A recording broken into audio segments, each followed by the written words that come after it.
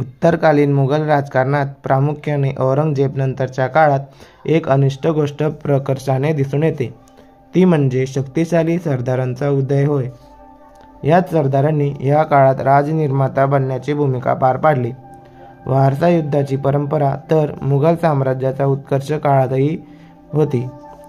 त्यावेळी शक्तिशाली मनसबदार सरदार परिस्थिती पाहून संभाव्य विजेत्याला मदत करीत.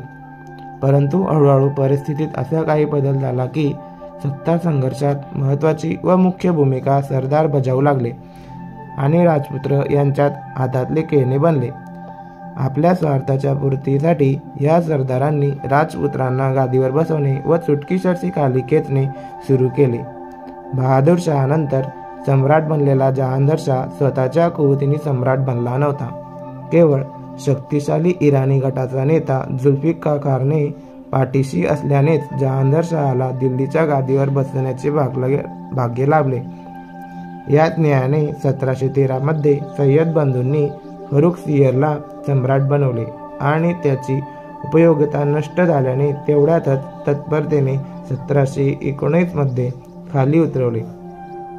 त्यानंतर सय्यद बंधूंनी लागोपाठ रफीउद्दौला आणि मुहम्मद शाह यांना सम्राट बनवले. लवकरच निजाम उल मुल्क आणि मुहम्मद अमीन खां यांच्या नेतृत्वाखाली तुराणी गट अतिशय शक्तिशाली झाल्यामुळे सय्यद बंधूंच्या हातात सत्ता राहिली नाही. यावेळी मुघल दरबारात असलेले विभिन्न घटक केवळ स्वार्थावर आधारलेले होते आणि त्यांना मुघल सम्राट व देशहित यांच्याशी काहीच देणे घेणे नव्हते. प्रसिद्ध लेखक विल्यम इर्विनच्या मते उत्तरकालीन मुघल दरबारात तुराणी, इराणी, अफगाणी आणि हिंदुस्थानी असे प्रमुख 4 गट होते. यापैकी पहिल्या 3 गटांनी भारताचा विजय करून राज्य प्रस्थापित करण्यात तत्कालीन शासकांना मोलाची मदत केली होती. या गटांची संख्या औरंगजेबाच्या शेवटच्या वर्षात, विशेषतः तो दक्षिणेत युद्धात गुंतला असताना अतिशय वाढली. त्याचे वंशज भारताच्या वेगवेगळ्या प्रदेशात लष्करी आणि गैरलष्करी पदांवर कार्यरत होते. मध्य आशियातील ऑक्सद नदीच्या उत्तरेकडील प्रदेश म्हणजे तुराण होय. तेथील लोकांना तुराणी म्हणत आणि ते सुन्नी पंथाचे होते.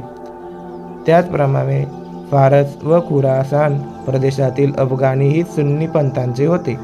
मात्र ऑक्सद नदीच्या दक्षिणेकडील इराणमधील इराणी शिया पंथांचे होते. विदेशी मुसलमानांच्या वरील 3 गटांशिवाय मुघल दरबारात एक स्वतंत्र हिंदुस्थानी गट होता. या गटाच्या सदस्यांचे पूर्व काही पिढ्यांपासून भारतात आले आहेत, तर काही हिंदूंचे मुसलमान बनले होते. या गटाला राजपूत, जाट व शक्तिशाली हिंदू जमीनदारांचे समर्थन होते. छोट्या छोट्या पदांवर असलेले हिंदूही या गटाच्या पाठीशी होते.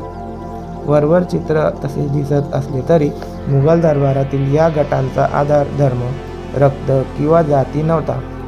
डॉक्टर सतीशचंद्र म्हणतात, त्यांच्यानुसार धर्म व जातीचा उपयोग सरदार स्वतःच्या स्वार्थासाठी करून घेत. वास्तविकता ही होती की हे गट धर्म व जातीच्या कक्षाबाहेर होते.